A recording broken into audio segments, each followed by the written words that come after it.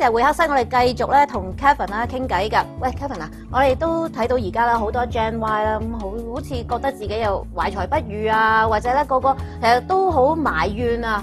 總之好似社會又對佢哋唔住啊，爸爸媽媽又好似對佢哋唔夠好啊。總之出到嚟咧又話要買樓㗎啦，但係錢都未揾到喎。咁跟手咧又有啲又話老細唔好，炒老細魷魚，不如自己創業啦。咁佢哋可能見到你創業咁成功啦，咁你已經可能千山萬水，中間啲辛苦啊，佢哋唔知道。咁但係當時你揾到一個市場嘅空間，原來可以做迷你倉嘅生意，都有冇經過一輪挫折啊？都唔會話一開始就成功㗎。香港人都未習慣擺嘢入倉。係，我其實咧最初咧第一個客啦，咁佢就入嚟去我個 shop 入我哋嘅迷你倉個 shop 講啦，就呢啲倉邊度有人租㗎？我話唔夠1個月一定執笠啊！咁嗰陣時候咧，喺第一個客入到嚟，哇！你都好大打擊啦，因為基本上你都未做生意，開始第一個客已經咁樣話你。咁樣踩你啊？係啦，咁但係我哋經過嗰段時間咧，就反思翻就係其實每一樣嘢咧都有個起點嘅。咁喺嗰陣時間咧，其實我哋就 spend 咗好多嘅 budget 啦，去 educate 客人啦，去賣廣告啊，或者係教嗰啲客人咧點樣將你嗰個 product 咧變為一個必需品。咁要run 咗幾耐呢一盤迷你倉嘅生意，先至可以漸入佳境啊，或者有個正現金流咁咧？基本上咧，我哋頭3年咧，迷你倉嘅生意咧都係 investment 嘅階段啦。咁即係話你基本上頭3年都係我哋投資期嚟嘅。即係頭3年都係蝕啦。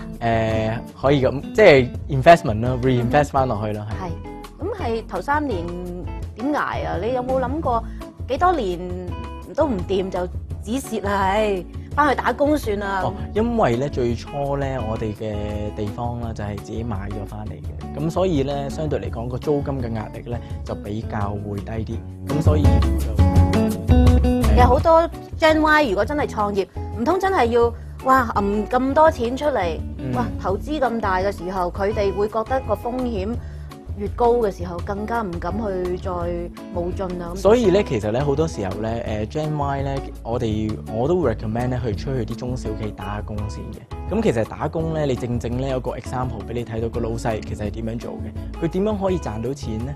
好多時候都會問：哇，老細好彩，佢至會成為老細啦，佢好彩，或者爸爸媽媽剩落啲錢俾佢。咁其實佢做得老細，基本上佢一定係有啲條件嘅，一定係有啲 advantages 嘅，咁你就喺佢哋身邊度學咯。其實好多 Gen Y 創業咧都有一個問題，嗱，一來咧就唔知揀邊飯好啦。我哋見好多咧嗰啲友仔出到嚟，其實喂揀樣容易做噶啦，開間 cafe 咪得咯咁樣，哇又可以自己又有得食，又有得玩，又有個竇啊凝聚下。但係開到咧成行成市咁樣，其實我唔見有好多係生意好好嘅啫喎，有啲係捱緊嘅啫喎。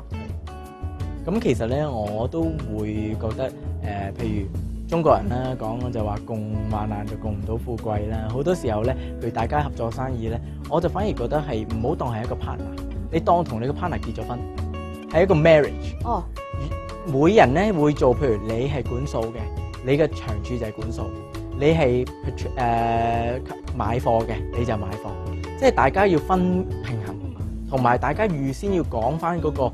遊戲規則係點樣玩？各司其職，要大家有所分工。千祈唔好一窩蜂圍威喂啊，柴娃娃。我做咖啡啦，或者我開間花店啦，咁啊一擁而上咁去做，跟住結果咧就得個亂字。係啦。喂，其實咧，你覺得 Gen Y 創業咧有咩優勢咧？嗱，我知道好明白啊，佢有嘅係青春，不過冇嘅係錢啦。